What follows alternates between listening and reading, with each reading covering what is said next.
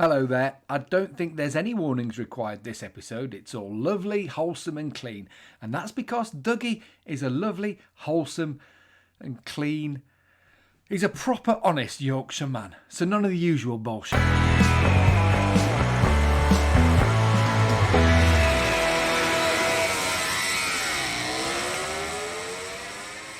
Hello and welcome back to Gat It Out.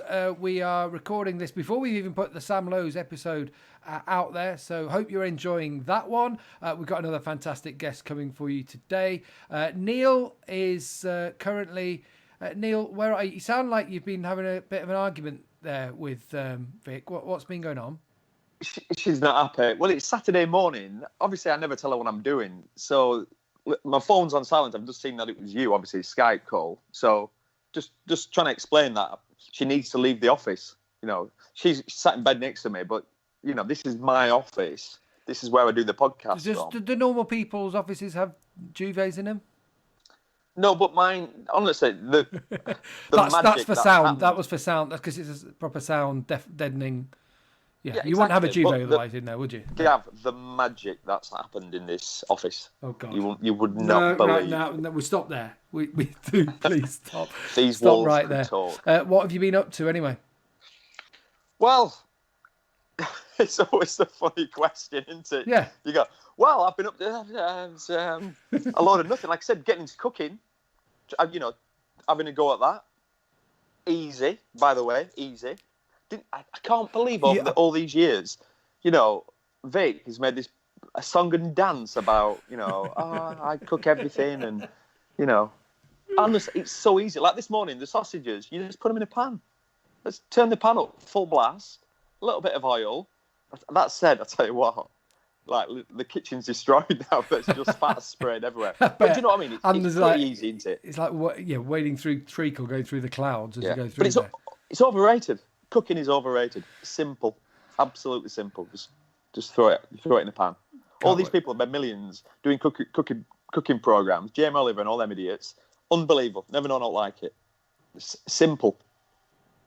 Who's the latest one who's come up with a cooking program? There's someone at the moment who's done like a lockdown one.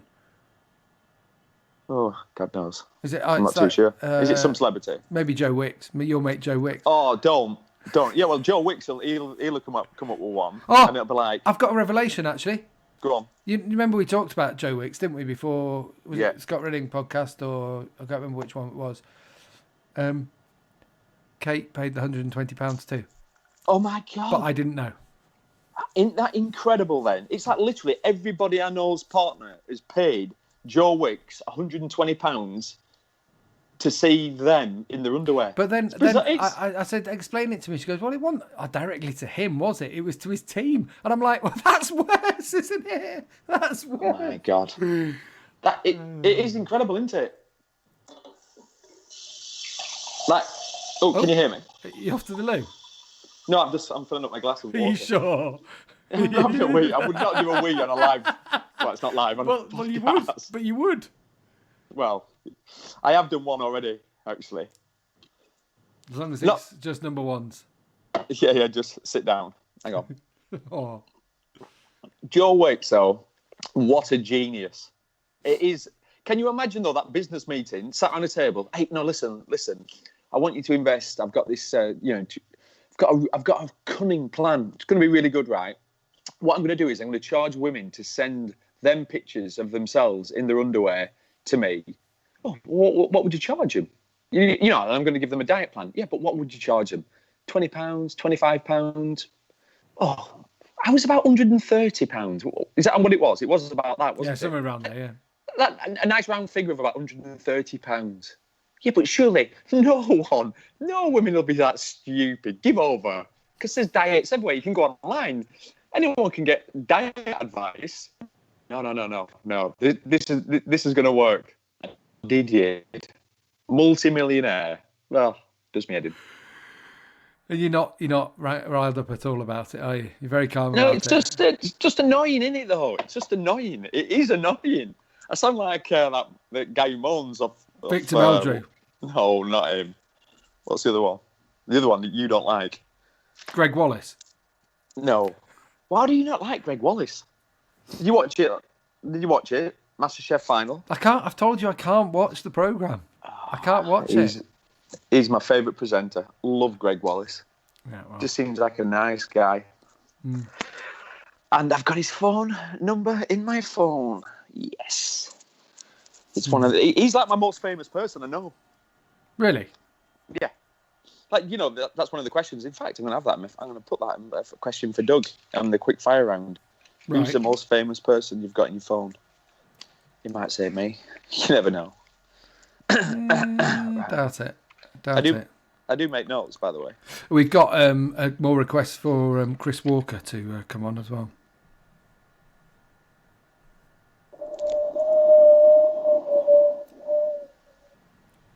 Is that tumbleweed at the bottom of the bed? We will get Chris on. Chris will be brilliant. Yeah, we will have to do it. We'll get him on soon. Let's get him on soon. Did you see the photo we had in the Greatest Race the other day? Oh, the Easter one. Yeah. Do you know what you won't have met his daughter Rosie. She is a little star. Do you know when a kid's you say a character, a character like he's been here before or she's been here before. You know when they just know everything, but not in a cocky way. Just she is an absolute star. She is. She made me laugh, and she's got a dad totally like sussed out. Brilliant. Yeah, no, superb. Do you know what I just thought back actually about this podcast, Neil? We've been doing it for less than a month now. In fact, our first podcast went out. I can't remember this. I can't remember it. It seems like years ago, but it went out on the first day of lockdown. Bloody hell, did it? On March the 23rd was the day we put up Jake Dixon, our first one, which I still think is really good. Got loads of good feedback. I have to say thank you for everybody who's given us feedback on Scott Redding. We agree he was great. We didn't have to say anything. That was the beauty of it. He blew us away, didn't he? It was one of them conversations where when we finished and we chatted about it, we were like, bloody hell, that was not what I expected at all. It was stunning. I love it when you get someone who doesn't care. You know what I mean? And Scott has been through the mill, hasn't he? You know, and now he believes in himself. He's on the right track. He's going to fight for a world title. That's for sure. But it's like, I just don't care. You either like me or you don't. I'm not going to kiss ass. They were brilliant. Yeah, so we do appreciate all those lovely comments, but again, we will point out it was Scott who made that, not us, because we just had to sit there and listen. But also, keep liking and keep subscribing as well, because it helps us all the time. We've got back into the top 10 of the sports podcasts on Apple, and every time that just helps us. It means more people can listen, which means we get better guests and so on and so forth, and we have better conversations and so on. I've just had a word with Jack Miller this morning, and he's going to come on. He said that he'll definitely come on the podcast to join us, and Cal Crutchlow as well. I've had a word with him, so we are going to get these people. We don't want to fire them all at you at once, because I've had a couple of people say to me there's too many coming thick and fast. Well, here's another one coming for you now. We've already had Sam Lowes, and now we've got Neil. Let's not make any bones about this, right? Trial world champion, not just once, not the twice, 12 times a trial world champion that's joining us right now. He is Mr. Trial. He's an absolute legend. His family is are the legends of it. And I think actually he's been recognised by the Queen for his services as well to motorcycling. But I think they do embody the whole of what trial is. And am I right in saying that as a road racer or a circuit racer, Neil, that trial is one of those disciplines that you all look at and go, yeah, I couldn't do that? It's weird, yeah, because normally if it's two wheels and you've managed to become a professional motorcycle racer, you think you can do it. So you can jump on a motocross bike, you can look half decent, you can anything really with wheels, but you get on a trials bike and it's like everything you know and understand about riding a motorcycle, it's the opposite. It's so technical, so difficult. I've had about 5 or 6 trials bikes throughout my career, always forgetting how crap I am on them, and I'm like delusionally thinking I'll just get another one and I'll just all of a sudden be able to do it. And it's so difficult. Me and Doug go back a long way. We're very good friends. I've ridden with him so many times, and it's the most frustrating thing. The problem is, if you go riding a trials bike with Dougie Lampkin, it's the worst thing you can do for your trials career. Oh, I can imagine that'd be impossible. It just puts you off, because I'd be with him and I'd go, "Oh, make me a section." So he'd just do this really basic looking figure of 8 round a tree, and whilst he's talking, just going, "Oh, well, just come up here and just turn around here and then just do that." Oh, okay, that looks pretty easy. And 100 times later, I've not cleaned it, as in I've not done it without putting my feet down, and it does my head in. I then want to throw my bike in the back of the van and go home like a big child, So, no, he's something else. He's got so much talent, and you won't meet a nicer guy. He's the most normal, down-to-earth legend you could ever meet, isn't it? Do you know why, though? Do you know why, Neil? Because he's from you're going to say, because from Yorkshire. He's from the right side of the Pennines. Right side at Phil. How do you know somebody's from Yorkshire, Neil? Go on. Because they've already told you. It's usually the first thing any of us say. Hey, but Dougie's that nice and normal. He doesn't say it. Do you know what I mean? He's not constantly going on, Well, he probably will do now. He does slip just a little bit because I'm from Lancashire. Right, yeah, we are talking, of course, about Dougie Lampkin. You're going to be hearing from MBE, and we'll talk to him right now.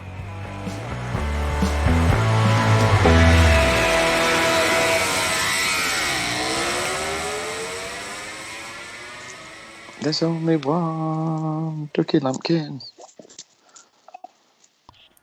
Dougie Lampkin joined. Now then, Doug, how are you doing? Oh, what? Is it working? It's working, and it sounds so clear. What a terrible accent. That horrible Yorkshire twang. Oh, yeah. We live on right side at Hill, remember? Oh, here we go. Bloody hell. I told you this is going to be the longest hour of my life, talking to two Yorkshire cretins. Oh, my God. And you know what? I've known you both a long time, and I'm yet to receive a drink off you. Never. Flipping hell, I've heard it all now. How dare you. Short memory as usual. Surrounded by moths anytime he opens his wallet. You know what I mean? I'm trying to find a quiet place in our house. Why is it rammed? Oh, it's chaos, isn't it? It always is. Chaos. There's always something going on. How are you doing anyway, Doug? Yeah. Are you all right? How are you, lads? All right? Is it a pretty good signal? Got you loud and clear. Oh, bloody hell. We've been giving you the big ups, Dougie Lampkin MBE, of course, and going through all the plethora of titles and championships, that kind of thing. But it doesn't do too much for you when you're in lockdown. How are you dealing with it all? I think it's obviously so strange for everybody. But I mean, we've just got to play by the rules, haven't we? And stay safe and wait for the moment to pass. It's just had such a massive impact in all the sports and everything that I can't quite believe that everyone's worked so hard to get ready for the start of the season in whatever sport they've done, and all of a sudden it's like the year seems to be wiped out and you can't really train towards anything because there's no real set dates, there's no real set plans. So yeah, awkward really. And so, what are your plans at the moment? Obviously, you're still doing stuff here and there. I mean, not competing like in the World Championships anymore, but you're still keeping busy, aren't you, all the time? Yeah, I still go to all the championship as team manager with the Vertigo team that I've been for nearly 6 years now. And I love that because you're still part of the paddock. You're still doing, quite a bit of travelling and things like that. But yeah, my main stuff is things with Red Bull and my own sort of events and shows and things that have sort of seemed to carry on. I obviously tried going into a bit of extreme enduro quite a few years ago and done so many things with Red Bull and still have projects planned for this year and for next. And I'm in my 21st year with Red Bull now. So, still riding quite a lot, but obviously a lot less of the training, which is the bit that sort of grinds you down. Interesting, yeah. You mentioned like the enduro across the extreme enduro and all that, because one of the things that myself and Neil were saying before is how much respect all the trial riders always got from any of the other disciplines of motorcycle riding, but it is completely different. So I wonder for you, and I know you were born into trial, from your father, from your uncle, and you are the dynasty of you are trial in this country without a doubt. But was there ever a consideration about going into other disciplines, whether it be be motocross or whether it be riding on the roads? No, not at all, really. I mean, as we'll probably move on to in a bit, I used to ride quite a bit of motocross with Neil, and I don't think there was any chances of me changing disciplines into that. Whereas the extreme enduro, to be honest, in the beginning was probably too hard, and it wasn't, because it was such a new sport, there wasn't really any dedicated riders, and it seemed to suit the trials riders, you know, going pretty slow on not the best bike for that sort of terrain. So I was pretty successful for that in the first 2 or 3 years, but I was never sort of switching. It was just something that I was doing. I was enjoying it. It was nice not to have the pressure, really, of riding, and it was coming at a time where I was dropping off a little bit as well. So, yeah, I really enjoyed them times, but, you know, the job was moving on and I wasn't. I wonder, Neil, for yourself as well, I'll ask it to both of you about that life after competing. We've talked to a couple of riders already who are obviously downing tools at the moment, and we spoke to Scott Redding. He was clearly known what it's like to not be racing, not be taking part in competition anymore. Life after competing, it's not easy, is it, to make that final cut-off? No, what you've got to do is exactly what Doug's done. Is you've got to fill your boots. You've got to say yes to a lot of projects and things and keep busy, because as a professional racer, and Doug's career was different because it was even harder, because they had the outdoor world championship that ran throughout summer basically, then the indoor championship that ran all through winter. So I'd show Doug my racing calendar at the start of the season, and he'd go, "Bloody hell, lad, you're part-time." And he'd show me his. And literally, there were times we'd sit down having a brew, and he'd go, "Look, it'd be January," and he'd go, "So the next weekend I've got off is July the 12th, that weekend, and then there's one in October." And it was like, but like literally it was that busy. So where I'm going with this is, when you've been used to being so busy, non-stop, and training, traveling, everything that goes with it, when that comes to an end, that's what's difficult for sportsmen. But I think that's where Doug's been done well, obviously, because with his career, you've tapered it off, haven't you, Doug? As well, you still have been doing the Scot and the Scottish and all that sort of stuff. So it's not like you just stopped riding or competing altogether. Yeah, for sure. And obviously, like you said, you've been talking to quite a few riders, and I've listened to a few of those and everything. Oh, good and on you you. know, it's well, yeah, obviously, I knew a few of John McGuinness's stories, but crikey, you could have him on every week and we wouldn't run out of gear, would we? Really, it's priceless. But yeah, no, I don't know really. I've always been busy with riding. That's the thing. We're lucky we don't need a track, so I was always riding. You know, when we lived in the Isle of Man, I'd be going out on the trials bike. Neil would be going to the gym. Then we'd catch up later, and we were just riding all the time. I mean, in sort of my glory days with Honda, sort of 2000 or 102 time, I was doing 36 indoors, Spanish Championship, World Championship, and World Indoor Championship. So I was over 50 events a year, easily. Incredible. And four indoors on one weekend's a record, 2 different bikes, a van, a few flights. And yeah, I don't think I rode very well after the first couple, to be honest, but bit of Yorkshire greed kept in, and when they said, "Do you want to ride?" and right. my hand kept coming up. I thought I'd get it in before. I was going to say, it's so funny, right? Doug would say to me, he'd be having a moan to me, like we'd be back on the Isle of Man, and he'd go, "Bloody hell, I've got this coming up, and like I say, I'm doing all these events," and I go, "Well, you don't have to do them all," and he'll go, "Hey, listen, I get $3,000 start money on that one, and this and that," and yeah, and I'm like, "Oh, fair point then," you know what I mean? Because I'd have been exactly the same, you know what I'm like, I'd have been travelling around. So, but like you'd finish an event, wouldn't you? And you'd drive through the night to get to the next event. That was just your average weekend for you, wasn't it? Yeah, and it was like that since I was 17. You know, like I've said to a few people, you know, in this lockdown and everything, I've been at home for 5 weeks now. I don't think I've been at home for this long since I was 16 years old.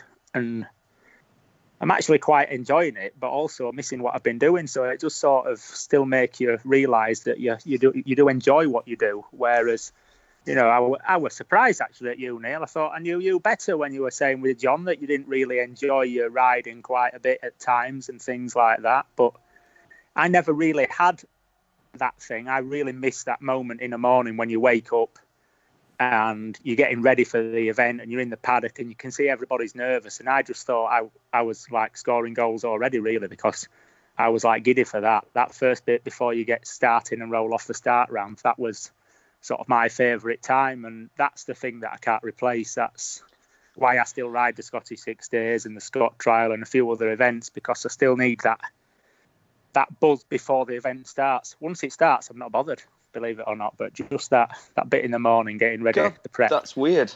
That's so weird, but I'm laughing listening to you say it, and I'm thinking, yeah, no bloody wonder you like that part, because everybody else, well, they were shitting themselves. Because they're going, oh no, Doug's here. Doug's turned up. We don't stand a chance. It was different for me, mate. I'd turn up and it'd be like, I was nervous thinking, oh God, if I can get a podium this weekend, I'll be so happy. You know, but like, I'll tell you what, when you came home in Isle of Man, you were a miserable bugger if you didn't get a podium as well, weren't you? Oh, I know. Well, you know, I was a stress head with that side of things. But that's Bloody where hellfire. we were so lucky, or I was so lucky, I should say, to have you on the Isle of Man as like my best mate. So when I came home from an event and I was stressed because it had not gone according to plan, which obviously happened more often than not, I'd got my mate there who understood. And because Doug didn't work, you know, it's not like he's working 9 to 5. We'd spend the day together, or like you said, you go out on your trials bike in the morning, I go to the gym. Then we'd meet at the bullshit cafe. That's what we used to call it. Oh, yeah. Coffee and cake. Where you right the wrongs of the world. Exactly. Yeah. Coffee and cake. Doug would have a latte, and I'd have a cappuccino. And yeah, we'd have, you had 2 sugars. I had a bit of carrot cake, and you'd have a smaller piece of something. But I used to just go for the biggest piece of whatever were in there. Exactly. I was always watching my weight, and Doug was like, "Wow, what are you messing around with that?" And if you could have recorded some of them conversations, God, we did put the world to right. And that was us for like, how many years did we do that?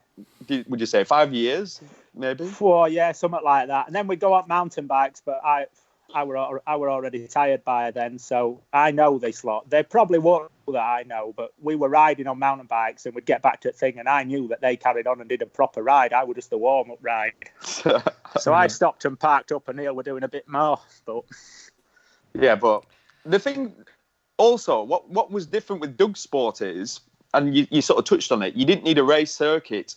So Doug could literally, he'd get up in the morning, put his trials bike in the back of his van, go to a like Doon Quarry, which is this quarry near where we live, and he could practice. But as a road race guy, you can't. So what all road race riders, or the majority, end up overtraining because there's nothing to do, and you're paranoid. So you end up going mountain biking, then doing some weights, and you end up doing all these things. You know, like you end up where you've probably trained 5 or 6 hours in a day. You probably don't need to, but you can't replicate what you do on the track. So, but it's fine margins as well with what we're dealing with now at the Grand Prix level. You know, an extra 500 grams, however minuscule it sounds, if it's going to offer you 1,000th of a second, you're going to take it, aren't you? And if it's all you can control, and you talked about control a little bit with Scott Redding about controlling the things you can do things about, then that's why you overtrain. And Doug, I want to ask about trial itself, because and you having grown up on it, obviously we mentioned your father and your uncle, but you enter, for a generation of Brits, you entered the public consciousness being a kid on Junior Kickstart. That's where a generation of this country learnt about motorcycle riding, really, and trials wasn't it, Neil? For me it was. I know, watching it as a kid, that was where you saw motorcycles, or you became familiar with it most. It's probably different for you, Neil, living a bit around it. But what was that like for you, Doug, to then go in and obviously it became your life even more, if that makes sense? Well, yeah, and I mean, Kickstart was so big back in the day. I'm pretty sure it's still the largest TV audience for a kids program. Really? I'm not surprised. And no, and to be Everybody honest, when I see people who don't know what trials is, because obviously we're not a massive sport, you sort of look at their age, and if you think, well, it looks about similar age to me, do you remember Kickstart? Oh yeah, I remember Kickstart. And that's it. Well, that's my sport. And that's how you can get round it. And it was massive. And obviously, when you were at school and you were just about to come on the telly, you were like cool kid for a bit. It didn't matter how bad your haircut was or anything like that. Because I remember watching it and thinking, how cool are them? I want one. I've got to have one of those. Yeah. I was only ever allowed a push bike. I was never allowed anything like that. But we'd still try and do what we were doing on push bikes. I don't know how we thought we were going to ever manage any of it. Yeah. But we would. Hey, but Gav, but you probably don't know this. By the way, I'm a massive Graham Jarvis fan. I'll just put that out there. Graham Jarvis was the man, was the kid, was the boy on Kickstart. And Doug was you were a bit average, wasn't you? I never beat Graham Jarvis in juniors. Not one time throughout all our junior career. I never beat him. That? He's been doing From some 12 Twitter to videos nearly 16. recently as Graham Jarvis around the house. So I want to see some of yours, Doug, soon. But Graham Jarvis, one of those names, isn't it? And there was Steve Collier as well. Was it? Was that into trials days then? Yeah, Steve Collier. He lived in the Isle of Man as well, so I used to ride a lot with him back there. He's still doing a few trial shows and everything, and still riding a little bit. And yeah, we were all sort of in that. There's loads of us that we sort of catch up now and again. Not to name drop, but I've got to say this because it is a funny story. I know just what you're going to say. When we're in Spain. Yeah, Robbie Williams. Yeah. Like, imagine this. I thought, I'm not going to blow my own trumpet here. I'll let you have a go at that, Neil. Wait a second. Have that one. I'm going to make a couple of things here, Neil, because he's a pal of yours as well, isn't he, Robbie? Yeah. But it's funny. This is when we going. You what? But this is when we first met him, me and Doug. It was so funny, right? So I'll do the story really quick. Basically, Robbie Williams got into watching World Superbikes. Random, I know. And I was doing well at the time. And it's a long story, but I'll really fast forward it. He ended up getting in touch with us and basically saying he's a big fan. If you want to come to a concert, why don't you? So Doug lived out in Spain at the time, or had a place out in Spain. So Doug said, hey, there's a concert on in Barcelona. Why don't we go to that one? I'm like, yeah, mega. So we got in touch, got the tickets. Bear in mind, I'd not met him. This full VIP. We're going to meet Robbie Williams. I was a massive fan. At the time, he was like the man, wasn't he, back in the day? Oh, yeah. Anyway, so we turn up. But at the time, my ex-wife was always late. She still is, but that's another story altogether. So she faffed about, and to cut a long story, we ended up turning up slightly late. So we missed a chance to meet him because we were supposed to go backstage before the gig. So I was livid. I was like, I can't believe it. Typical my ex. But anyway, I could do a full podcast on it. No. Right. So I was not happy. But anyway. We ended up in these VIP seats. So we're near the stage, and the concert was amazing. All football team and everything in there, Gav. You know what I mean? We were last at party. Brilliant. We were definitely last there at Palau Sant Jordi, yeah. Yeah. Carry on, Neil. So concert's great, and then like this, our contact guy comes over and goes, "Look, if you want to meet him, then what you can do, you can meet him after the show. Do you want to do that?" We're like, "Yeah, of course we want to meet him, obviously." So they then say, "Right, what we've got to do is we've got to go to a different hotel. We're going to leave the stadium, then go to this hotel. It's here. Just go to this hotel." So we're like, "All right, this is weird." Anyway, Hotel Darts. I thought you'd remember which hotel it was, Neil. Hotel Darts. Which is the fanciest hotel in Barcelona on the seafront, I'll point out. Yeah, apart from we couldn't get near it because there were about 14,000 women outside it. Yeah, well, they knew I was coming. So anyway, that way. So anyway, we turn up and we get ushered in, and then we're upstairs, and then we end up in this, almost like a conference room, and there's a buffet out. And what basically happens is all the staff, people involved in the concert, go there after to have a bit of a cool down. So we feel well awkward. There's me, my ex, Doug and Doug's wife, Nicola. So we sit down on our own table, and someone comes over and says, "If you want to get some food, get some food." So obviously we're all starving and it's free, so we're up at the buffet. Anyway, next thing, bloody hell, he walks in, Robbie Williams, and we all literally, there's no point in lying, we all shit ourselves. Oh yeah, absolutely. You can't play, it's like, bloody hell, we've just watched him on stage and here he is. Next thing, he comes walking over. Oh my God, I can feel the sweat running down my back. He's, "Hi, I'm Rob. Nice to meet you, Neil." And I'm sat down and don't even stand up, don't know what I'm doing. I'm just like, "My God, Robbie Williams, you're welcome." And then I went, "Oh, this is Dougie Lampkin is a really good friend of mine. He's a trials rider." He went, oh, Kickstart. And then he starts going, like he got the handlebars in his hand. Brilliant. And he loved it. Anyway, he then walked off to get some food, and I thought, well, do you know what? That'll do for me. Sound blow, came over, made us feel welcome, gets his food, comes back and sits on our table and talks about Kickstart all night long. Oh, bloody hell, we went through every episode of the damn programme, didn't we? Brilliant. Honestly, it was the most bizarre, surreal moment. Me and Doug were just and by the end of the night, it was Rob. He wasn't Robbie then, was he? Great. It was just a really nice guy, wasn't it? He couldn't have been sounder, so top lad.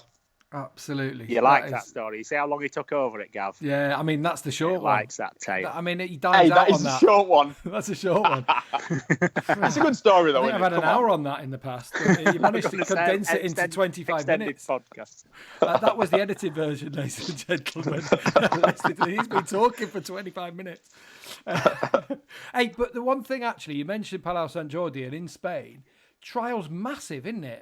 I mean, I'm not saying it's MotoGP levels, but Tony Bow and your Adam Ragas and your Cabestans and they're not household names, but it's huge, isn't it, in Spain? Like most things motorcycle are. Yeah, absolutely. But to be honest, it was before that. I mean, I've heard about it with a few people, a few individual riders in mountain biking that made the difference in downhill mountain biking stuff. And we had that in trials. When Jordi Tarras was, top dog, we had everything. There was cigarette sponsorship. There was all your soft drinks. There was your banks, insurance companies. We had everything. And that's when we were riding in Spain every single weekend. Then doing 36 indoors a year in Spain. I bet 20 odd of them were in Spain. And it was massive. And I was on that sort of roller coaster, where we were traveling all together in between the towns to ride each night, pretty much most weekends. And that's the time when obviously I was living in Spain, as well as you were, Gav. I might as well ask you, have you still got your house? I ask you every single time. I've still got the house in my Spain. God, you can't have you? Yeah, I can't get rid of it. We should just have a little. Does anybody need to buy an house in Spain? Gav's got a really nice spot.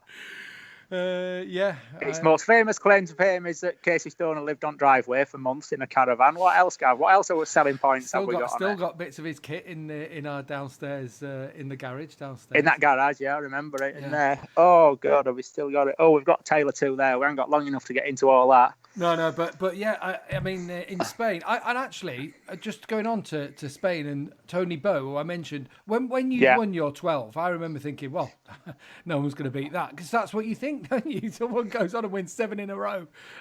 Outdoors, thinking, yeah, well, that's not going to be beaten. But Tony Bow's come out now, and he's completely dominating. What do you make of him? Oh, yeah, no, it's unbelievable. I mean, I was, everything was going really well. I was signed for Honda. I'd won the championships, and then sort of Fuji pinched the last one off me on the 2-stroke, which he'll I say, can't really he'll say that you complain pinched about. the other 7 off him. That's his line, isn't it? He calls me 7 times lucky. We're great.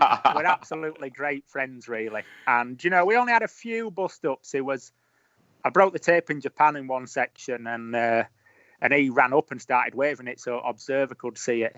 And at the next section, I pinned him up against the tree by his scruff of his neck. And the Japs were trying to pull me off him. HRC were trying to pull me off him, but I could have strangled him. But we only had a couple of busts up in all that time. We are really good friends. I mean, he's still hitting podiums, which is absolutely ridiculous. He's still riding, isn't he? Still competing. Oh, it's madness. It's madness. We've had some really long chats about, that conversation that you mentioned right at the beginning, when do you stop? And I was like, oh God, when you're stopping, overnight. There's none of this, I'm going to ride next year and, prepare for the finish and what have you. It just hits you like, right, I've had enough. And he hasn't. He comes home and still does 100K on a Monday. He's 30, how old is he? 39. No, he's 40 now. This is Takehisa Fujinami, for those who don't know. Fuji Gas, as he's known in the trial world. Doug's teammate for years. I always likened it a bit like a Crivier to the Doohan. Yes. Because you're in the same colours as well by the end. Yeah. Yeah, no, we were all the team. We had absolutely fantastic times, riding with Honda and all that. But and then that's when Tony Bow tipped up, and he was riding for Beta, and he won northwest of Spain somewhere near Vigo. And when I say he won, I mean like literally we were even in the same event. And just then I thought, way up. Oh, bloody hell, he could be pretty handy. And then obviously we jumped on that 4-stroke, which were an absolute pile of junk. We should have taken Honda name off it to start off with, and spent a couple of years developing that. And then Tony came to a HRC test in Spain, and he absolutely pummeled me and Fuji. Made us look average, and they were on my spare bike, which made it even worse as well. So we knew we were coming, and we knew how good he was. But I know what it took to do 12, and I was like, it's a hell of a amount of effort. So where he's gone is just, another level. What makes him so good, Doug? Yeah. You know, like, what can you see? What's I don't the know difference? really, because when you go practicing and you watch Ragger and you watch him practicing, because obviously we sometimes ride together with everybody being in Catalonia pretty much, and they don't look to be a massive difference, but it can, when he needs to perform, he can just switch it on. You know, he gets 5 points in front in a world round, and you know he's gone. As soon as he takes that little gap, probably a little bit in road racing, I suppose, isn't it? You see somebody get 2 or 3 seconds out, and all of a sudden it's a different race, then, isn't it? They're on their own, they're controlling it, and it's the same in trials, really. And he can do that. He very rarely makes mistakes. He does get injured a little bit now. He's been having a few problems with his knee and things like that, sort of the last 12 months. But even then, he can ride around that fairly impressively. He's had a lot of back problems, but you can tell when he's injured, he's not the same rider, but he still manages to just grind it out. I've seen that stuff that he does when he does it with the engine not running. His strength, he looks like he's just stronger than a lot of, obviously he's got all the finesse and the balance and the skill, but he muscles that bike around. He can hop it around, can't he? Is he the best at that? He is massively strong, but they all are really, Right. the job's moved on. I mean, you used to train a lot more physical training than what I did, Neil. I used to just ride my bike as much as I could. That was my training. Whereas now, the cycling to training, they've got new people doing the nutrition, they've got people doing all the gym stuff and everything. Whereas, I used to just do another hour on the bike. Whereas things have moved on, hasn't they? It's in all the sports, and them little gains here and there, and he must just have everything perfect. And, Ragger's chasing him. And then after that, that's where the difference is. Yeah. I've a question for you, Doug. I've never asked you this before. You've achieved all these world titles and the Scottish, which is... Just explain what the Scottish event is. Well, Scottish 6 Days is, in the UK, we've got the Scot Trial, which is at the back end of the year, which is basically the first trial. It's over 100 years old. And the Scottish is a 6-day trial that starts in Fort William, and it does a different loop of around 100 miles, or pretty much, well, a fair bit on road, but mostly off road on the moors. So it's basically a 6-day trial, 30 sections each day. It's normally between 6 and 8 hours a day. And it's like the pinnacle. If you were a club rider in the world, the Scottish 6 Days would be like the pinnacle of, the biggest event that you could probably ride. If road racing was your thing, then, the TT's the pinnacle of that. Right, yeah. And how many times have you won that? 12. 12. And so all these bizarre achievements, because it is, like you said, the pinnacle is if you could even actually finish a Scottish 6 day. You don't want to ride, do you? You can't get round. No, I'm not saying I'm going to do it. No. But hey, Doug, there's one thing we know. I can't ride a trials bike. We know that. No, we know that. But what's been... Like in racing, I can look back at one victory and go, that was the pinnacle, that feeling, that emotion. What's been your number one out of all that success? Because there's been so much. Yeah, it's obviously that question that it's countless how many times I've been asked it. And my best memories and things are like, when I finished the last section in Czech Republic in '97 to take my first World Championship, that's your dream, isn't it, to be world champion? I mean, these coffee shop stories all coming back out. That's what we trained for, and all them weeks and months go down to literally, stuff that happens in a few minutes, over the course of the day, and that's the biggest thing. And I think looking back now, when I got presented with my MBE, I didn't really know much, and my mum and dad they were so proud of that they couldn't believe it. So at the time, it didn't mean as much as what it does now. But that sort of recognition for not a massive sport, which we're not, probably more so abroad than England.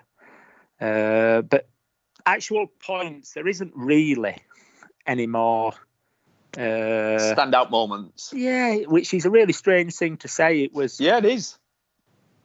Because I just loved all of it. I loved riding, It was a lifestyle, though, wasn't it, Dougie? That's what it feels like to me. The way you're speaking of 50 events a year, I mean, it was a lifestyle rather than a set start and finish all the time. It was just constant, like a 9 to 5 almost.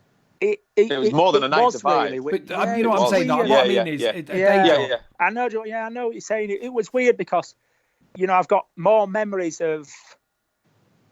Obviously, when I did my book and everything, that was great because I really relived a lot of events that had sort of got lost. Whereas the stuff that I remember now is the things that I've done with Red Bull. The places where I've been. I've ridden in the Maldives, in Sri Lanka, in India, in Qatar, in Kuwait. All these places where I've managed to ride.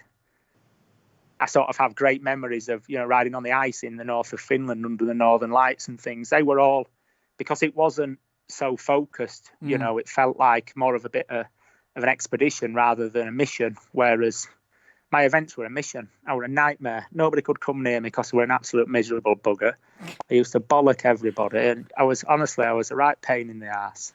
It's weird because that's not you at all. No. That's not your personality. No. That's not the person I've known for 25 years. Yeah, but that's the competitor, isn't it, though, Neil? Yeah. Like I used to say about you when you raced, and I remember saying to you that you were an absolute git when I was trying to come up and interview you. Was? Yeah, but he is. yeah. We said, you still say that, Gav. Fair enough. So Doug, right? So all that success. Give us an embarrassing story then. So you've done, you've achieved. We know what you've achieved. It's ridiculous. What's the? Oh my God! I was at this do and I had to wheelie over a car and I went over the handlebars. Have you had any of them moments? So have you had loads of them moments? I've had a few bits. Yeah, when we did a Nissan thing and I promised the chief. It was a commercial vehicle launch in Malaga in Spain. I promised him that it was safe enough for me to jump over people. And so he did the first one and I landed straight on his arm. Bloody believe it. And I was there for 2 weeks. Oh, God. I've had a few of those. I've had a few of those. Dug a hole in the carpet at Goodwood. I was about up to say, staircase. Goodwood. Did anything happen there? Because that's so famous. We're riding on the roof there. Yeah, no, I've knocked a few bits off there. I rode there was a Cartier take over the main lawn. They must have to, it must cost them a few quid. It's beautiful. And there was a really ornate wall, and I've sort of been eyeing it up for a day or two during the show, and I thought, oh, bugger it, I'll jump onto that. And as I got onto the top of it, the whole thing collapsed, and I was laid in the rose garden. I was like, I could be in trouble now. Hey, Do you know, he wasn't bothered at all. Lord March, he wasn't bothered whatsoever. Obviously now he's the Duke, but yeah, he wasn't bothered at all. Thought it was brilliant, which was great. But there's all sorts of stuff. I've been in trouble now and again as well with... Neil got me in trouble with police. Oh, forgot about that. Oh, my God. I Tell need to know more. Hey, we made page 2. Only because was it page some 2? poor bugger had been... somebody had lost their life. Oh, we'd have been on front page. Go on, tell him the story, Doug. Neil led me astray. No, I did not. But it was. Go on. We used to go motocrossing to Derby all the time. In fact, a lot of the times we used to go with Steve Islop. Absolutely lovely bloke. We had some great days out riding. Neil used to frighten the life out of him driving up there in his Ducato van, flat out. And then one time the gate was locked, which was no problem because we've been there forever. Anyway, we were with a local lad and he's like, no problem. Drive down and there's a little bit of a spot. We'll park there and we'll just ride round fence on beach. Which is literally what we did. We shot down beach for a couple of 100 metres, round fence, and went on motocross track. Blast back up. As we got in closer to the van, I was like, hey, there's somebody else here. Well, police van were there and a car blocking the entrance in. And so I pulled up right casually. I didn't even think it were us that they were waiting for, but it definitely was. Illegal riding on the beach. So Neil would try to talk us out of it, which will just getting us in more and more trouble. I was about to say, I bet that was making it worse. Oh, it was. It was a bloody nightmare. And he said, what do you do? And Neil said, company director. And he's going, no, you're not. You're a motorbike rider. I know who you are. And he went, no, I'm a company director. So and so. And take your helmet off and do this. Oh, we were all the way home. We were like, who are we going to phone to help us get out of this? We had everybody. We got in trouble there, didn't we? Do you know what's annoying about it? It did bug me and Doug. We'd both done stuff for the police over the years of living there, gone out of our way. Obviously, for free, you'd never charge anyone. Bike safe. And you thought that had sort of created a bit of a buffer, did you? Exactly. Oh, we definitely thought we were getting away with it. Yeah, 100%. Bike safe campaigns, we'd done the lot. And don't get me wrong, if we'd have been riding on the beach, bear in mind, when we got back to the van, they read us our rights, which I'm like laughing, going, oh my God, we're being arrested here. It's like ridiculous. So, but if we'd been flat out on the beach doing donuts and messing around, and the quarters, you'd go fair point. We'd literally gone in first gear down the side of this beach to get onto this motocross track. We'd rode for 2 hours and then rode back. We hadn't been messing around on the beach, so that's what annoyed us, you know. But we pulled and the local lad didn't get done, did it? It was just us two. Yeah, there you go. Local lad who rode with us didn't get done. but we pulled every string you can imagine. What was the fine? Was it about 700 quid? I think between us, we didn't go to court because we were going to get a picture taken or something like that. So, bloody your fault, that. Trials lad would have got away with that under radar, but because you were all flashing everything, road racer. Yeah, exactly. Got into a load of trouble. Sounds like you got what you deserved, to be honest. Hey, Doug, did you hear when I made front page of the Isle of Man newspaper? Did you hear that? What have you done now? With McGuinness? No, not that. No, also, sorry, twice. Wait a sec, so how many times? Wait a sec. This is just becoming a theme, Neil. Yeah, not for success. Well, the McGuinness one was because on his stag do we went round a load of pubs and we ended up nicking a load of turnips from this pub. I heard that on your podcast.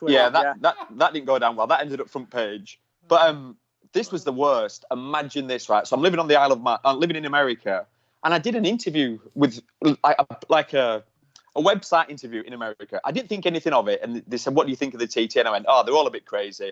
Not my cup of tea." But it was just a throwaway comment. Anyway, it ended up where they heard about me saying this in the Isle of Man.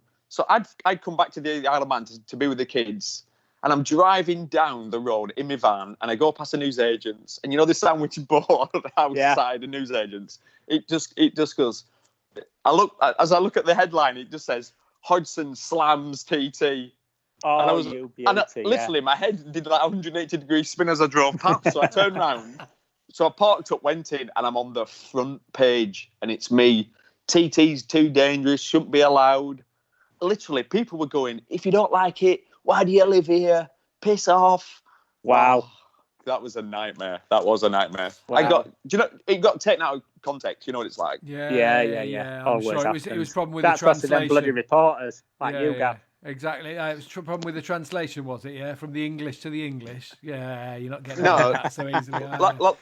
Like Doug just said, it's them bloody reporters like you, Gav. You needed a bit of diplomatic relations there, a bit like when Matt Roberts reversed onto that kid's scooter and Gav talked our way out of it by giving him a signed Carlos Checker t-shirt. Well, that's the way you have to do these sorts of things. Hey, worked though, didn't it, Gav? We were on our way back down to chicken shop for the tea and everything. Super Pollo, you can't beat a bit of the Super Pollo. Can't beat it. How come Matt Roberts gets mentioned in nearly every podcast? It's starting to do my head in his ears. I'm not a massive fan, Yeah. I'm joking. I'm only jealous because I love Gav so much. He's Gav's first love, so, absolutely. I want to ask a question about the TT course, though, Dougie, and wheeling around it. And how... I was going to say, how did you do it? How did you say it? No, the word is just, how? How on earth? Yeah, well, it seemed like a really good idea at the time. Can you watch, just a question before you start on it, Doug, can you still watch it? Is it still available? Yes, it's still on Red Bull TV. Right. And actually there's a podcast about how to be superhuman that talks about it as well that we've done with Red Bull. And brilliant. Yeah, there's a documentary on Red Bull TV and it's called Dougie's Wheelie. You've got to watch that, by the way, ladies and gentlemen. It's one of those, you'll watch it, I promise you, you'll be glued to the TV. It's fantastic documentary. How did you do it, Doug? Come on. How? It seemed like a really good idea at the time. We get, asked for new projects for Red Bull, and they've all got to be sort of your ideas. And I was thinking about what you wanted to do, thinking about Kickstart and stuff, like wheelies and jumps. Well, I can't jump anywhere, that is for sure. So I was like wheelies, but I was thinking like road race circuits and stuff like that. And then I was in London at head office with my manager and with my manager Jake, and we were talking, and there were a big group of people and a few bosses there, and it was like, and somebody mentioned the TT, probably Jake actually. I'm gonna say this sounds like I can just imagine Jake me going. Too. And I was like, yeah, I used to live there. I said, blooming long way though. I don't know which bit you do. And then I could just see everybody's eyes lighted up, and I thought, oh my God, we're going to be going around the TT. And I was like, well, yeah, but I can't really. Yeah, well, anyway, on the way home on the train, I was like, oh, God, my dad's going to love this. I remember getting back to my dad's as clear as day, and he said, right, how did you go? What you doing? I said, yeah, I'm wheelie TT course. And he was like, what? you can't even wheelie to the end of my drive. And he was probably right. And he was right. I couldn't. And obviously it got all the go ahead and everything. And then obviously Dad were ill and he passed. And then, so I sort of gave up for a couple of months. And then, beginning of June, I could wheelie 1.2 miles. We've got a screenshot on Strava of a 1.2 mile, and that's as far as I'd gone. So I tried to get out of the project. Everything had sort of gone wrong.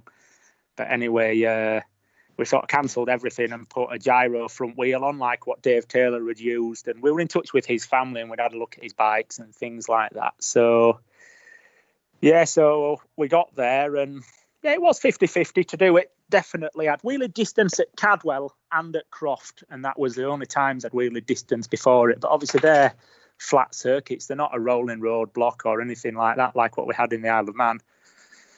And, it was one of those crazy moments of, hour 37 minutes wheeling with a heart rate of about 1 million. And I'll never put myself under that pressure again. Tell us about then, because obviously I know the TT course really well, and for those of you that don't, believe it or not, the trickiest section probably to wheelie is the last half a mile, because you come like down a hill and go around a really tight hairpin called Governor's Bridge. Yeah. What were you thinking approaching that? Because we went let's say the proper circuit, and obviously the road's just a little bit changed there now, so it makes it tighter. But as bikers well know, if you wheelie and you don't change down gears, it's like a fundamental thing. And I had to change down 2 gears to go around those last 2 hairpins, and to be honest, I got them absolutely perfect. And I'd been over and had a sneaky wheelie in the night a few months before, and I'd got it quite a few times, but I'd had some real waywards where I couldn't get it to turn because obviously roundabout's a bit dished, so it was really strange trying to force it to turn. And on the actual wheelie I came out of there, and the plan, in all the planning, I was supposed to go back up to 2 gears to regain like my usual 21 mile an hour, 22 mile an hour to the finish, but my legs were shaking that much I couldn't lift it back off the thing. They were like, it was absolutely killing me. So, so I rode at about 13 mile an hour to the finish line. So, what do they do? What do they do it in now? 16, 17 minutes, and I'm 1 hour 37. So I've got a bit of time on my hands there. But I can imagine that being an absolute killer on the legs. I keep getting up in the middle of the night to wheelie anyway. It happens when we get older, apparently. But with all that, one of the things, Gav, I've got to say, and I feel slightly embarrassed to say this, right? But I've done it. It's not. I didn't make a big fuss about it wheeling around the TT course. I've done it a few times. Hey, loads of people have done it. Them sofa warriors on the internet. There's loads of them. That's why I'm saying it, because believe it or not, Doug's got like a bit of shit off people going, it's not that difficult to do. It's not that difficult. I've got a mate who can wheelie. Brilliant. I love that. I love it. The keyboard champions. Exactly. I've got to ask one thing, Doug, about what you've been up to before all this lockdown happened, and that was going out to Africa and the 2 Wheels for Life in Lesotho. What were you doing out there? Oh, yeah, that was amazing. Like you say about the things where bikes take you and all these opportunities. And for years and years, I've always done the Day of Champions before the Silverstone MotoGP. Normally, Neil, well, not normally, sometimes Neil has time to see me, and we have a greasy cheeseburger, actually, from the old butty van. But I've done stuff for them for years and years, and it's been mentioned quite a few times, and obviously Andrea Coleman's been such a big part of that from the beginning. And she said, it's the terrain's getting worse and worse out there. I think it'd be incredible for you to come and teach the riders and maybe show them. And then the dates come up, and it was possible, and went with a few people from Dorna. And fortunately, we've got a Vertigo importer there, so I got somebody to take a bike down so I could show them what I did. Spent a few days with them training.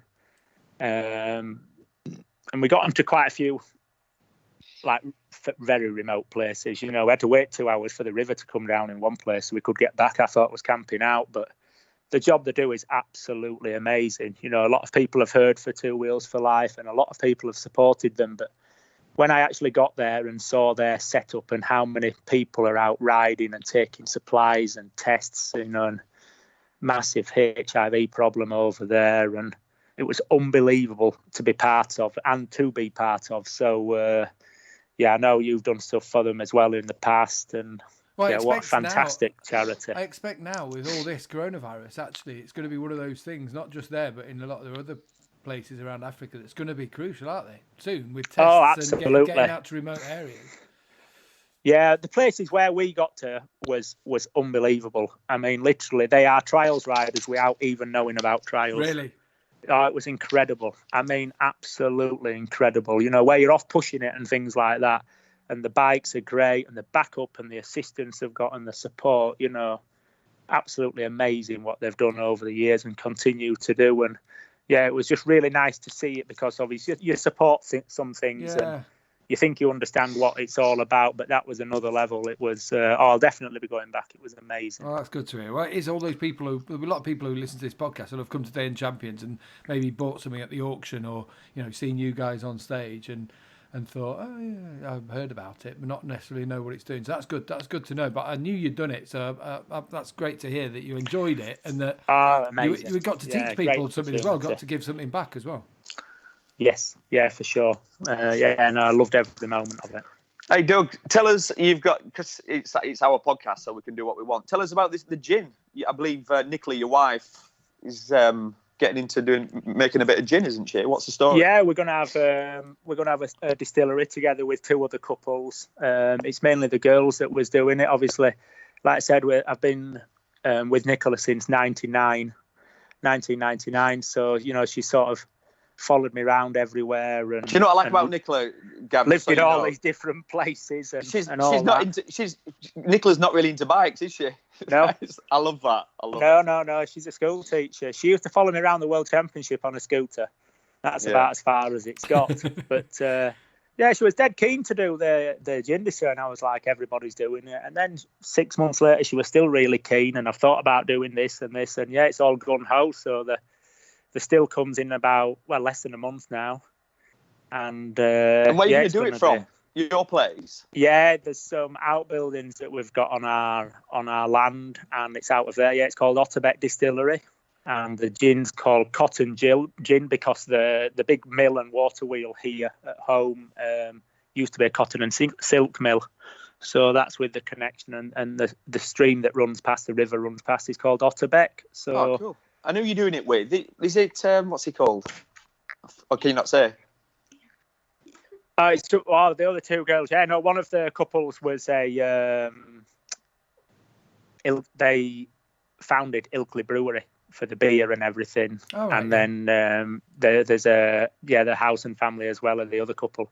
Yeah. So the girls are absolutely flat out on it. They're just starting up with the social media now, so you can give them a little plug, Neil. Good lad. Well, there we are. It's our first sponsor. I know he's going to want a bottle of gin out of it. Just tell, can't you? I know where it's going. It's going. I love gin. Gin's one of my favourite drinks. So if you need it, nice, and we've got a lot of friends helping us with it, and stuff like that, which is great. And yeah, I'll help you. Cotton gin. Cotton gin, you're on it. Well done, Neil. I didn't even give you a push for that, did he? You know me so well. No, you didn't give me a push. Done. I'll be on BT Sports with somebody will see me with going, what's that on your hat? Because it's Michael Laverty, Colin Edwards. They wear baseball caps. So I'm gonna have the cotton gin. It's going to cost me this, Gav. I can tell already. Dear me. Gav, get the invoice to be cotton gin. Cotton gin. The first Gas It Out sponsor. That's it, yeah. You're going to be in trouble now with authorities for advertising that. Yeah, well, exactly. It's right. That's what we should do then, Gav. We should try and get sponsors. Just stuff like we want, like that. That's a perfect sponsor, isn't it? I'm telling you. God, he'll be needing his moisturiser and everything, won't he, Gav? It'll be straight onto L'Oreal. It'll be straight. Shut it. Shut it. I tell you what's on Kronenberg though. Kronenberg's a lovely beer. That's my favourite. Anyone from Kronenberg listening to this? You can't drink enough beer to drink stuff as strong as that. You stick with gentle stuff. Exactly. You go with the light beer. You've not got any better. I have. I'm actually all right now at drinking. I used to be terrible. When me and Doug would go out, Gav, in the Isle of Man, it was always a mess, wasn't it? Oh, we had some fun. Oh God! God, you couldn't even say half the stories what happened there. But Doug would always be like the sensible one. He'd be like, right, get home now. Come on. Yeah. Come on, you've had enough. So when you wake up in the morning, your hands are filthy and like you've got a hole in your jeans on your knee and it's full and muddy and you're thinking, we only live on End at Promenade. Where have we been? Yeah. But also, Neil, you say sensible one. No, it's not about being the sensible one. It's about being the one who's still capable at that time. It's not about being sensible. I always used to say the same to Matt Roberts because I'd have the same. I'd be carrying him left, right, and centre. He'd be asleep or whatever, and it's like, no, can just take it. Can just take it more than can just take new it. lightweights. Have you fired up any big questions? Because I'm not sure we've had enough hard hitting questions to. You've been pretty gentle with me, actually. It's because I've been waffling on that much. It's funny. Funny you should ask that, Gav, because I have prepared some questions for the quickfire round, which is you've obviously listened to a few podcasts. You know, this is the it's highlight. Supposed to be one word, but they never seem to be one word. No, but it's the highlight, and this is where I feel like this is where people at home really get to know Douglas Lampkin. So, First question. Obviously, you're a Yorkshire man. I want to know, are you a lager drinker or a bitter drinker? Oh, lager. I can't stand bitter. Oh, I'm so disappointed. I know everybody is. I'm a little bit disappointed. I don't like bitter at all. I don't like it at all. See, I've tried. When you mention Ilkley Brewery, you see, that sort of gets me excited for a drink, that does. Hey, Gav, another potential sponsor. Yeah. Well, I love all my local breweries, all the ones around here. Shall I go around naming them? Name them, Gav. Name them. Well, you two are doing all right so far. Anyway, question 2. Right, question 2. Rossi or Marquez? Oh, that's a good one, isn't it? It's a scary one to answer that because you're going to be. You've asked me that because I'm like knobbly tyres, and you slick boys don't like knobbly tyres anywhere. You think you can get away with asking me that? Go on. I'm still going Rossi because he's my era, and I think when he jumped off and jumped onto that Yamaha and everything, I think there was a bit of staggering going on in the old Honda world, and I think when he smoked him in that, was it first race where he smoked him in South Africa 2004, and sat on his bike in front at wheel and just give it a little kiss. I just thought, oof, I like that. You know how much that will have hurt at Honda. Yeah, that hurts, and I think that's pretty incredible where you jump at that level where you jump to another team and you can still perform. Basically straight out of the box. Hey up, dogs going now. Hodgy, quieten down. Come on, Hodgy, quieten down now. Right, next question. Fish and chips. Sorry, the dog's a Marquez fan. That's all I'm saying. Right. So dog's obviously not keen with answer. Fish and chips or Indian, Douglas? Oh, now that's a tricky one because we've only got one takeaway and it's an Indian. It's a belter. But fish and chips are good as well. Now, fish and chips. We've got a chippy ride, haven't we? We go riders pushbacks and then go and have fish and chips afterwards on a Thursday. Although I have been MIA for a little bit on that. I'm going fish and chips. Fish and chips. Right. You've, as a trials rider, you've ridden with a lot of the road race guys because all the road race guys fancy the chances of being trials riders. I'm openly admitting I know I'm absolutely crap. Of all the road race guys you've ridden with, who's the best trials rider? Best trials rider from road racing will be James Whittam. Yeah. But I'll tell you who's blooming good on a bike, and we've ridden with him a lot, and I've got a really quick story which I'm going to have to tell you because it's Kevin Schwantz. Oh, you bloody name dropper. Bloody name dropper. On a trials off bike. The floor for you. So, we're in America. Quick story for you, like John McGuinness, off-piste again. We're in America. My dad's admitted at the end, he said, the bloody bloke's done my head in on that last lap. We're short on time going up this big river, pushing like hell to get in, and there's a bloke wants to talk to my dad. My dad's getting rid of him. Anyway, my dad's gone, I was that pissed off with him. I told him to come to paddock at end, tell him I ain't got time. I'm a bloody busy man. Anyway, literally 5 minutes later, this bloke walks up, shakes my hand, and I said, all right, Kevin, how you doing? Nice to see you and everything. My dad went, oh, shit, mate, I'm sorry. My dad had been trying to shake off Kevin Schwantz for a full world round. Oh, my God. Golden. Absolute golden. But yeah, I can imagine your dad. There's quite a few good lads. Leon Aslan rides well and everything now. So, but there's a lot of people with bikes, trials bikes. It's weird. I mean, I don't know if you've seen that Sebastian Loeb's doing a thing, riding his trials bike around his garden in France at the moment for Facebook and all stuff like that. It's, like you say, everyone's had a go on the trials, but there's a lot that are crap. Not as crap as you, Neil, but there's a lot. I know. Last question, and obviously this is the main question. We like a slow build up. It's like we've gone through the starters, but now this is the main event. I know you watch BT Sport. You love your MotoGP. Who's your favourite BT Sport pundit? Flip it now. Such a fail. Yeah, just. Hey, Neil, I'm going to say you, Neil. I'm going to say you, Neil. That plug on the cotton gin, it just tipped, Gav, honestly, it just knocked you into second place. Oh, yes. But if it weren't for that, yes. If it weren't for that, I don't know which way they'd gone. But to be fair, it just nudged you there a little bit. What I love is, Gav, the Yorkshireman in Doug. I could buy him, you see, with that plug for the cotton gin. I bought Doug. Yeah, you did. Absolutely. Brilliant. I've told you I'm a greedy bugger. Can't help it. Love it. Made my day. Yes. Nicola will be saying that's all going into a private account, nothing to do with you. Don't you worry about it. Yeah. Don't worry, Gav. I'll phone you back later and tell you it was you. It's just to make him. I told you, it sulks like hell. Yeah, exactly. He needs like it. Hell. He needs it. That's all. My work here is done now. My work here is done. Well, Doug, thank you so much for joining us. I have to say, it's been a pleasure to speak to you. Great to have another Yorkshireman on here and showing the Lancastrians how it's done. And hopefully we get to see you very soon when all this lockdown is over. Absolutely. We'll be coming to watch those slick tyres sometime racing about. And hopefully see you at Silverstone. Fingers crossed. Yeah, let's hope it all happens. We're not sure what's happening on that front anyway, are we? No. But Dougie, cheers for joining us. We do appreciate it early on a Saturday morning. No worries, it's nice to speak to you. You take care of yourself. Stay safe, everybody. Send the family, Alfie, Fraser and Nicola all my love, will you? Oh, they're ready to go out on the bikes as we speak, so you're holding the job up now. Right, well, take care and hopefully see you soon, mate.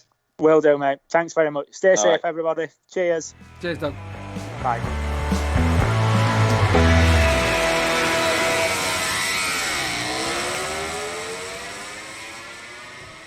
I can't believe all these world champions. I don't know how many world champions we've had on now, Neil, with an extra 12 there from Doug. Andy's, we'll go in for the Trial of Nations as well. They count as well. So that's another. But we're racking up the world championships, but it's still we're racking up the wins anyway, world level wins. But still, Neil, they still fall for your ridiculous questions. It's like, we have such a good chat, and then I just have to spoil it every time, don't I? At the end. Every blooming time. Don't get grumpy. You said me. Just deal with that. Yeah. Just remember, though, if you want to buy any gin, cotton gin, I've heard, really good. Hey, I'm looking forward to trying it, all joking apart. So we'll be getting a bottle of that, Gab, won't we? Yeah. Doug, what an absolute legend. Down to earth, straight talking, exactly as you said. And you do forget, he was the dominant force in trial, which isn't the most well-known motorcycle discipline in this country, but the dominant force for years. Yeah, for over a decade. But there's always a few bits in all these podcasts we do that make me smile, and I love that bit where it's like, I didn't realise that you didn't like the racing or was worried about it. The bit that he likes is the bit that most people hate, but the only reason he liked it, like I said at the time, was because he's bloody Dougie Lampkin. It's like, can you imagine competing him against through that decade where literally, the fight is for second because Dougie Lampkin's turned up because he was that good. He was that much better than everybody. Incredible. Yeah, and still keeping himself busy. Really good. Honestly, if you mention the name Lampkin, though, because obviously the people in generations before us that have known his dad or known his uncle Arthur. People said to me Uncle Arthur as well when he mentioned the Lampkin name. So yeah, it's synonymous with trial in this country. Also his dad Martin. A lot of people forget how good he was because he was the first world trial champion, wasn't he? Yeah, and a lot of it is because Arthur was Doug's uncle. But he was more famous, and I think a lot of people got confused thinking that Arthur was Doug's dad and all that.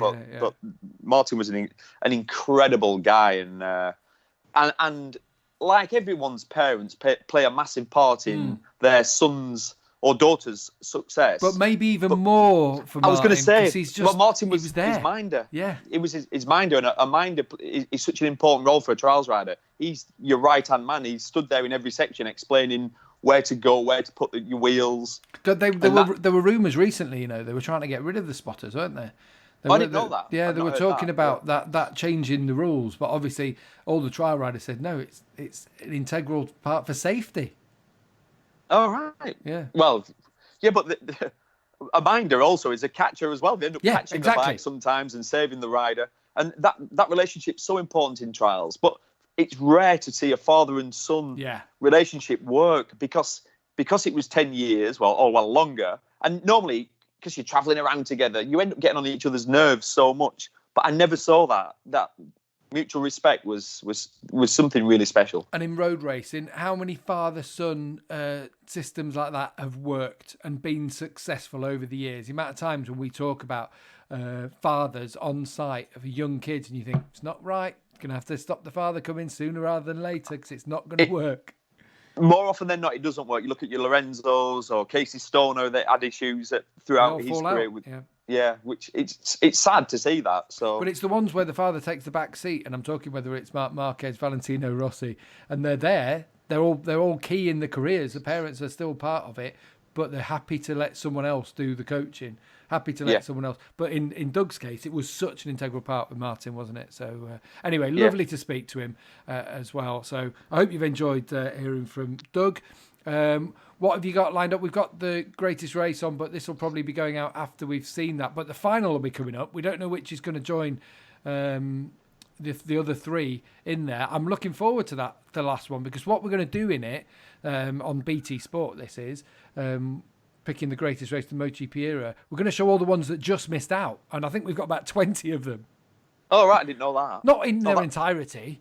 No, but like the highlights of... Yeah. The best we could have chose this race. Exactly. We could have chose it. Yeah. And you go to all of them and you go, oh, we could have gone with that, actually. Oh, we could have gone with that. What's been interesting about doing it, though, the viewing figures have been brilliant, haven't they? And it just shows that bike fans on a Sunday want to watch some fantastic bike racing. And we're lucky because over the past 20 years, we've had unbelievable races in MotoGP. So don't miss out on that. And 10 o'clock, we're hoping BT Sport 1. We're hoping to continue after this, not with the greatest race. We're talking about doing the greatest seasons. And we're going to go maybe right back to the 500s as well. The earliest that we can get footage for. Fingers crossed. Hasn't all been signed off yet, so I better not say anything about it. But I already have. So it's too late. Sue me. Right, Neil, I'm going to let you go now because we've got lots of prep to do for this weekend. You keep cooking. Okay. Will do. I want some photos of some of the dishes that you're churning out. And don't dare send me any of Vic's, because I reckon it's all Vic anyway. I'm going to send you a picture of the scallops I did last night, and you'll be impressed. I made a Spanish omelette, and it was just like out of a tapas bar in Spain. So I was a bit chuffed with that this week. What? Like what? There were like flies on it, and it had gone off. Oh God! Then we're not going to have the tapas chat here. No, right. I want comments. If you love tapas, let us know. Okay. If you don't, if you think they're wrong and evil, do let us know as well. But I think you're going to be in the minority. Right, Neil. This is a conversation we have had on many an occasion. Right, Gav, quickly, 2 things I'm going to say before I go. Go on. Cotton gin and... Oh, God. I love you, man. Right, let's see you later on, Neil. Take care. Right, okay. Bye.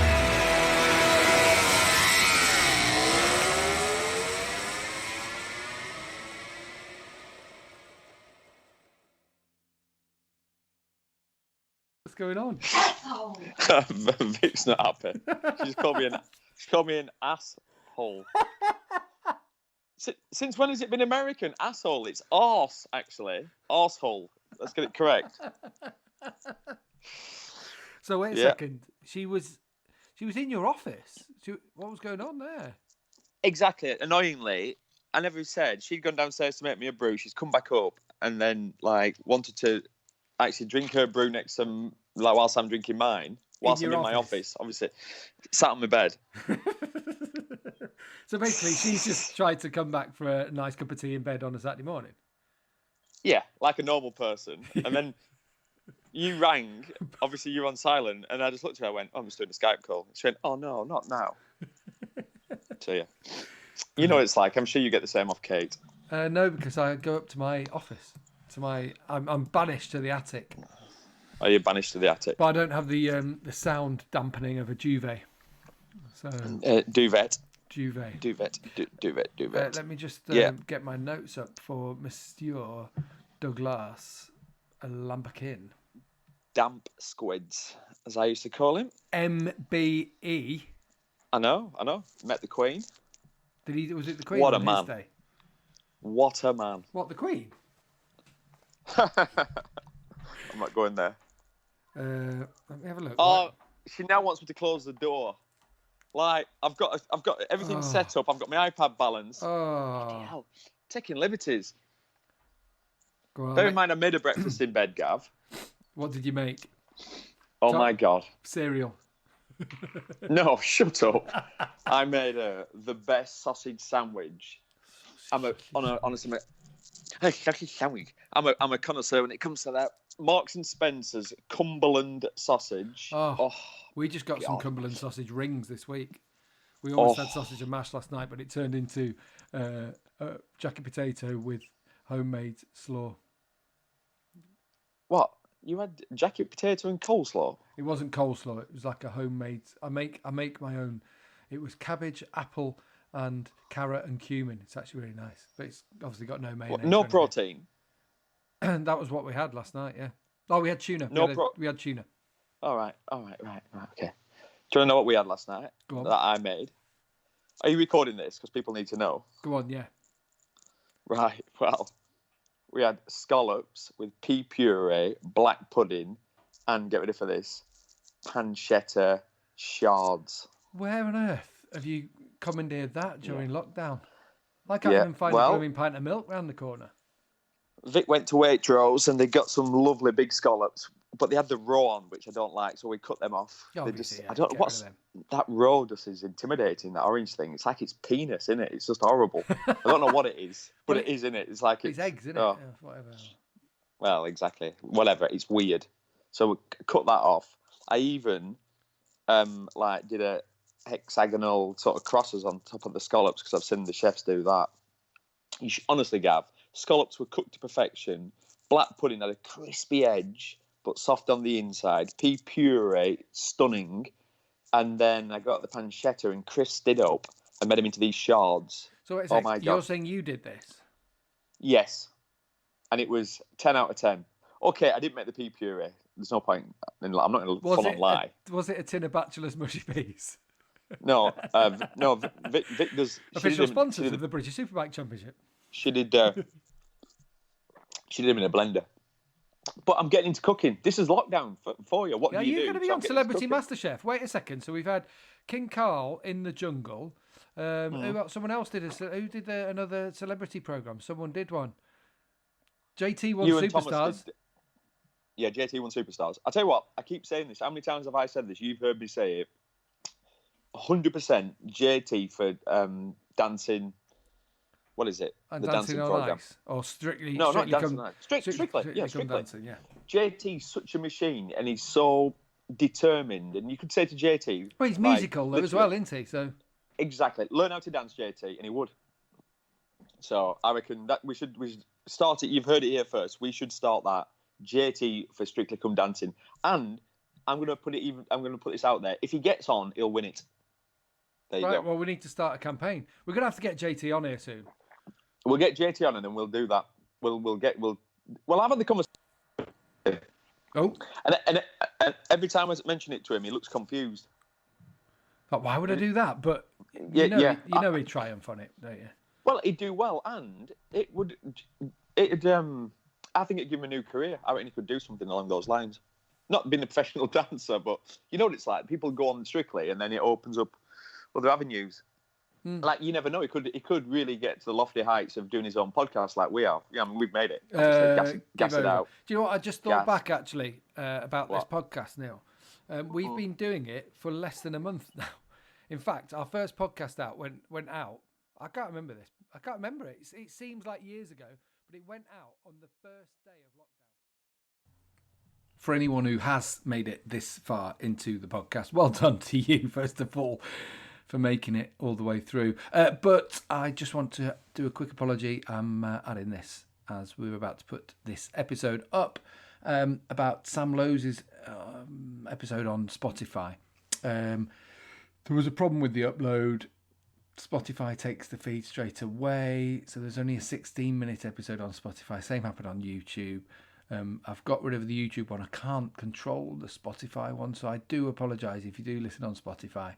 I've tried to get them to refresh it and all these sorts of things, so hopefully it will be updated soon. You can still listen to it on Apple Podcasts, Google, listen to it through your browser at gasitout.podbean.com and Acast, Overcast, all the usual nonsense. So again, sorry about that. Bye.